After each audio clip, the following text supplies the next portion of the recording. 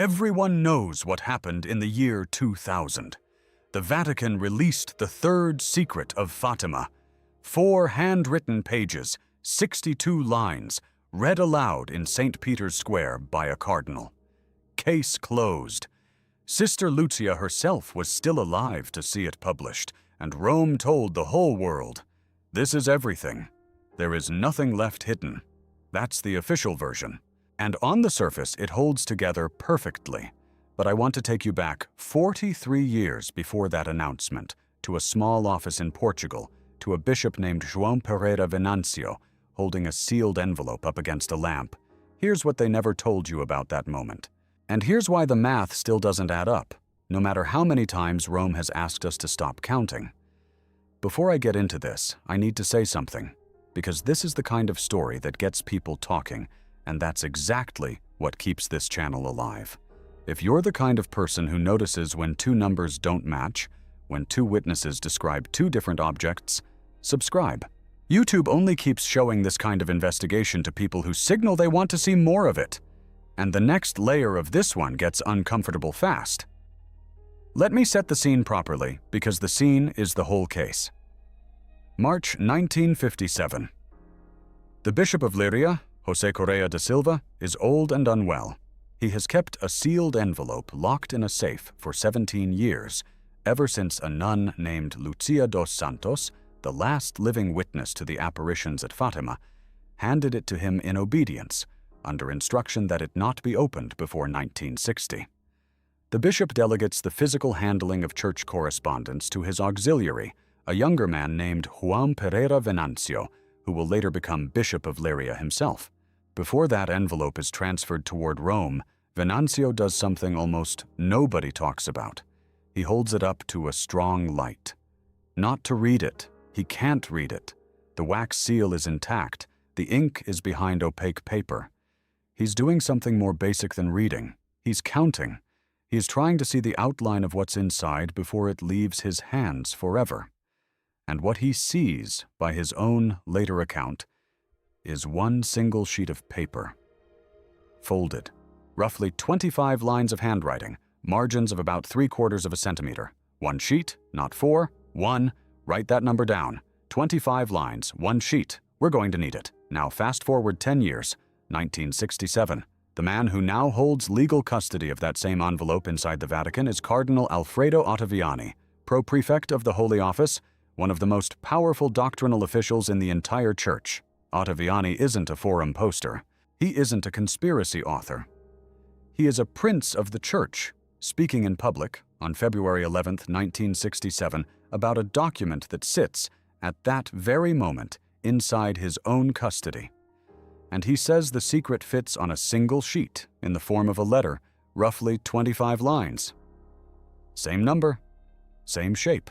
10 years and 1 continent apart, 2 churchmen who each held the actual physical object described the exact same thing. 1 sheet, about 25 lines. That's your first crack in the surface.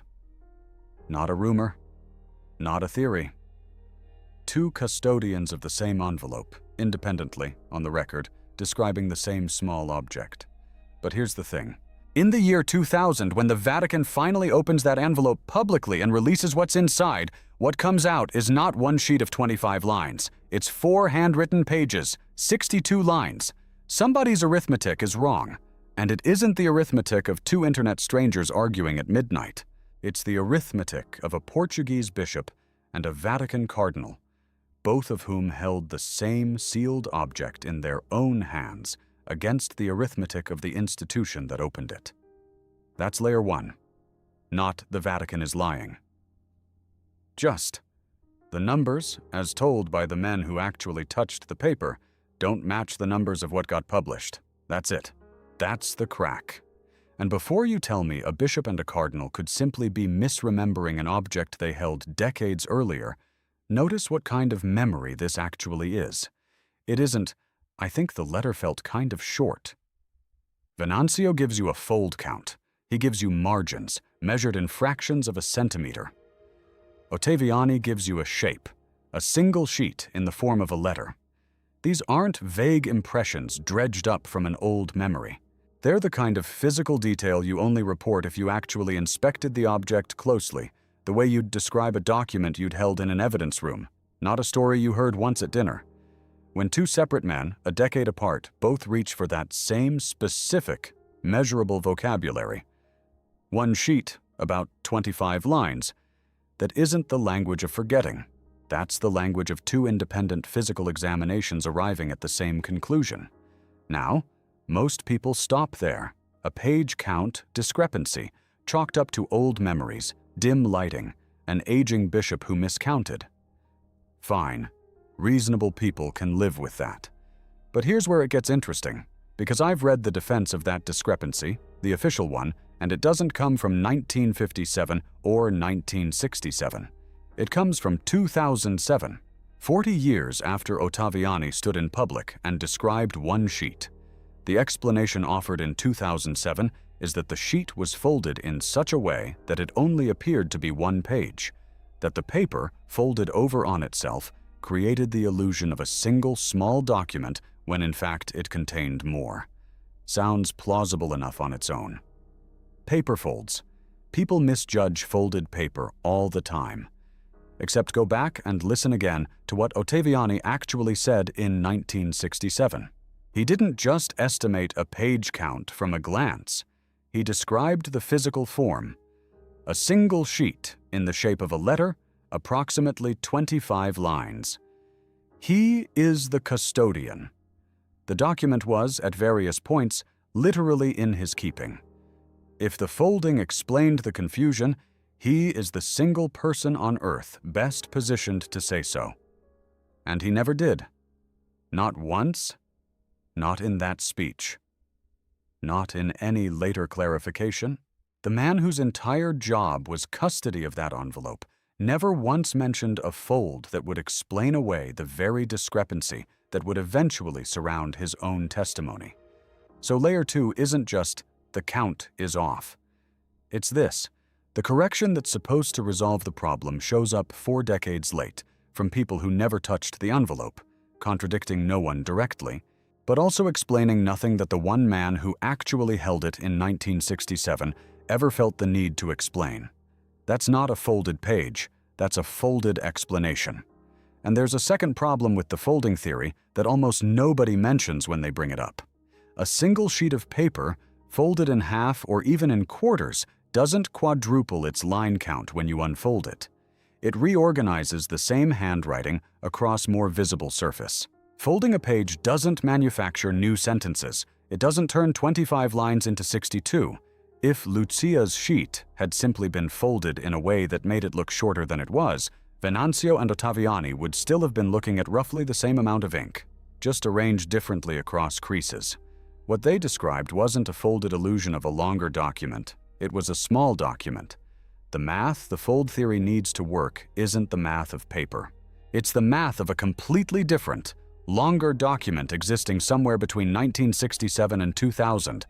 And once you see that, you can't unsee the pattern because it isn't the first time this exact shape shows up in this story. Sealed envelope. Filtered testimony. An explanation manufactured decades after the fact by people with no direct contact with the object in question. I've seen that shape before, and not in a library. For 12 years, I taught world history at a Catholic high school in Indiana. Every year, when we got to the Cold War unit, there was a paragraph about Fátima, the prophecy, the 1917 apparitions, a footnote referencing a 1960 deadline for revealing part of the message. And in the margin of the teacher's edition, some curriculum committee decades before I ever opened that book, had written 3 words next to that footnote. Do not elaborate. Not, this is disputed. Not, sources vary. Just, do not elaborate.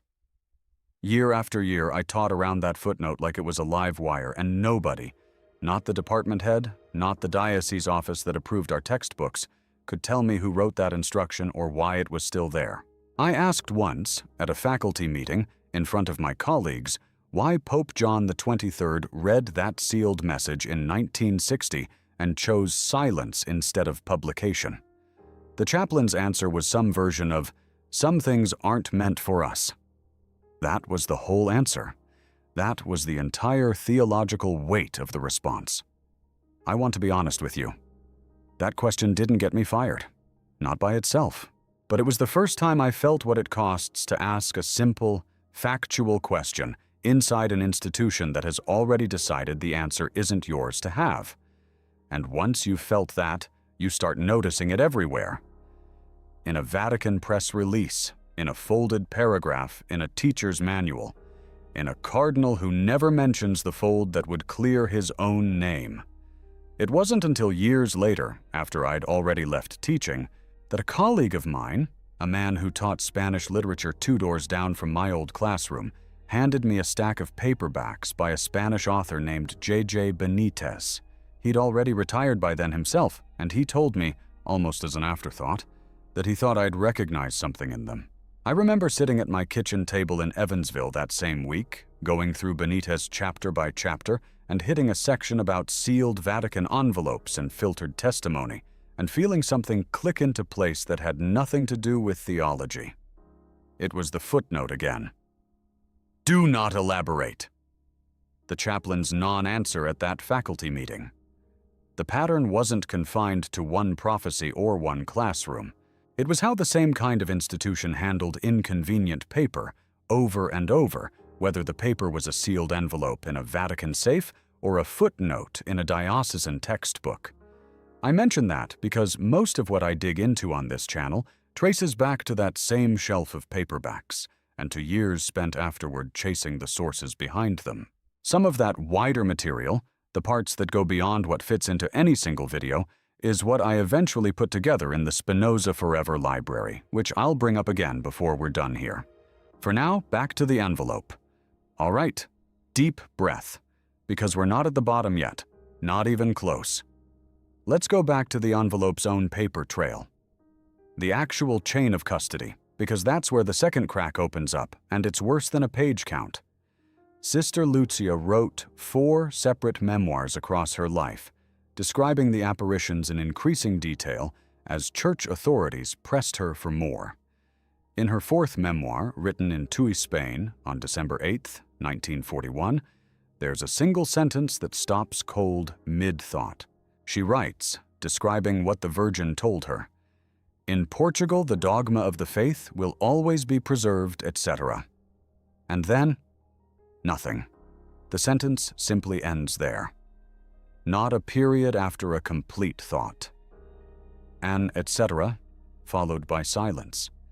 In the entire body of Fátima literature, thousands of pages of memoirs, interviews, letters, that is the only unfinished sentence. The only place where Lucia visibly holds something back mid-breath, and the record just stops. Rome has never explained that, etc. Not once in 85 years has any official document told us what came after it, or why Lucia, a woman who wrote with total obedience to her superiors on every other page, chose, in that one instance, to trail off. Traditionalist researchers treat that unfinished sentence as the seam, the exact place where the published record and the private record diverge. And when you place that seam next to the envelope discrepancy, 25 lines according to the men who held it, 62 lines according to what got published, you get 2 independent cracks in 2 independent documents, both pointing the same direction, toward something between what the witnesses experienced and what the institution eventually released. Here's where it gets uncomfortable, because the people whose job it was to close this case keep having to reopen it themselves. Monsignor Loris Capovilla was Pope John XXIII's personal secretary. He was in the room in 1960 when the sealed envelope was first opened. If anyone alive could put this to rest with total authority, it was him. And he tried. In 2007, he stated publicly, on the record, "There are not 2 truths from Fátima. There is no 4th secret." Notice exactly what he denied. He denied a 4th secret, a phrase, a label, a rumor that had circulated in certain circles. He did not address the 25-line versus 62-line discrepancy. He did not explain the unfinished etc. He knocked down a scarecrow standing next to the real question, and left the real question exactly where it was. And in the very same period, Capovilla is on record confirming something else entirely: the existence of a second dossier. Separate from the envelope archived at the Holy Office, kept on the Pope's own desk. Historians call it the Capovilla file. So the man denying a fourth secret is, in the same breath, confirming that there were, in fact, two separate physical collections of material connected to Fátima. One filed, one kept close on a papal desk apart from the official archive. That's layer 3, not "there's a hidden fourth page." I want to be precise here, because precision is the entire point of this investigation. It's this: every official denial answers a question slightly to the side of the one the physical evidence actually raises. Nobody has ever addressed the page count. Nobody has ever finished Lucia's sentence.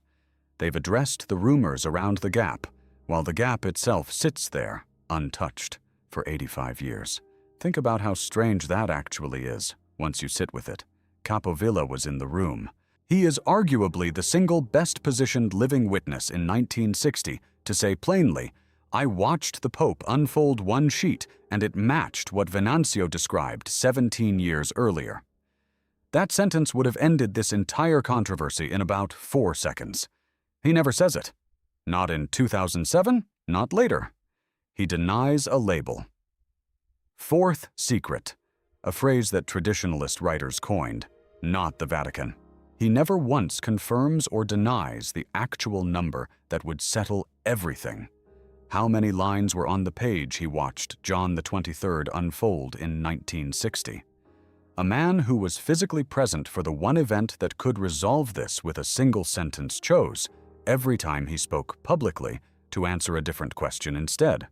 And if you think that pattern ended with Capovilla in 2007, I need to tell you about May 21st, 2016, because that's the night the pattern got too big to ignore. An 87-year-old German theologian named Father Ingo Dollinger, a personal friend of Joseph Ratzinger for decades, going back long before Ratzinger became Pope Benedict XVI, made a claim publicly. He said that shortly after the June 2000 publication of The Third Secret, Ratzinger confided to him privately, one-on-one, friend to friend, that the disclosure was not complete. Think about what it would normally take for the Vatican Press Office to respond to that.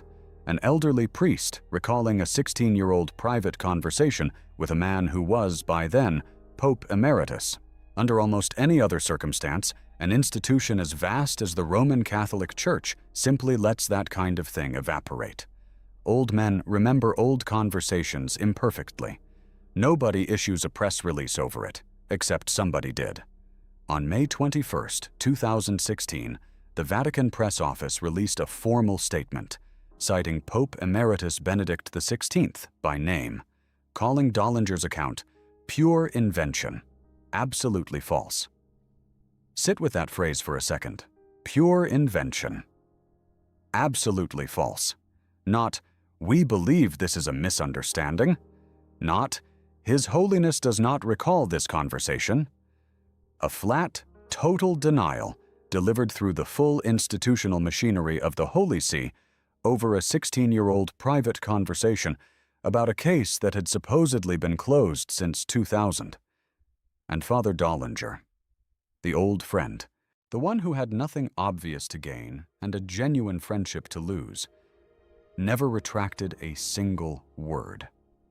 I keep coming back to one plain fact, the same way I used to circle back to that footnote in the textbook margin. Institutions that are telling the complete truth rarely spend this much energy defending the edges of it. You don't issue a formal press statement citing a former pope by name to kill a rumor that was never going to move anyone in the first place.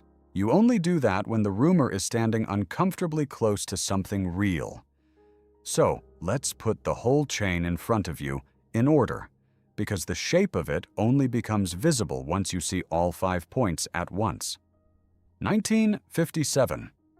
A bishop holds the sealed envelope to the light and counts one sheet, 25 lines. 1960. The envelope is opened in Rome. in a room with John the 23rd and his secretary, Capovilla. The Pope reads it and chooses silence. 1967, the man with legal custody of that same envelope, Cardinal Ottaviani, publicly confirms the same shape. One sheet, roughly 25 lines, and never once mentions a fold that would explain a bigger document hiding inside a small one. 2000. The Vatican publishes 4 pages, 62 lines, and tells the world the case is closed. 2016. A Pope Emeritus personally, formally, denies a private conversation about whether that 2000 disclosure was ever complete. 5 points, 5 different moments across 59 years, and at every single seam between them, the explanation offered doesn't fill the gap. It just moves the goalposts to a slightly different question and calls the matter settled. Now think back for a second to where we started. Everyone knows the Vatican published the third secret in the year 2000. Case closed. That was the first sentence I gave you. Go back to it. Case closed. You now know why that sentence was never really an answer. It was a label glued onto a gap that nobody, not Capovilla, not Ottaviani, not 2 popes, has ever actually closed with the one thing that would settle it, an explanation for why 25 lines became 62 and why a nun's sentence stops mid-breath on an etc. that nobody has ever finished. Case closed was the version that needed to be true for the people who said it. Not necessarily the version that was. I'm not going to stand here and tell you there's a 4th page sitting in a Vatican archive with the real ending written on it. I don't know that, and anyone who tells you they know that for certain is selling you something. What I can tell you is what the arithmetic says, plainly, without embellishment. 2 men who physically held the envelope, decades apart, described the same small object. What got published was 4 times that size, and every attempt to explain the difference has addressed a question just slightly to the left of the real one. I wrestled with this for years, honestly, because there's a version of me that still wants the simplest answer to be the true one. An old bishop's eyes playing tricks on him in dim light. A cardinal speaking loosely in a public address. Nothing more sinister than that. I've read the counter-arguments in good faith, not just the traditionalist case. And the counter-arguments keep failing at the exact same point. They explain why someone might doubt the discrepancy exists, but they never actually make the number 25 become 62.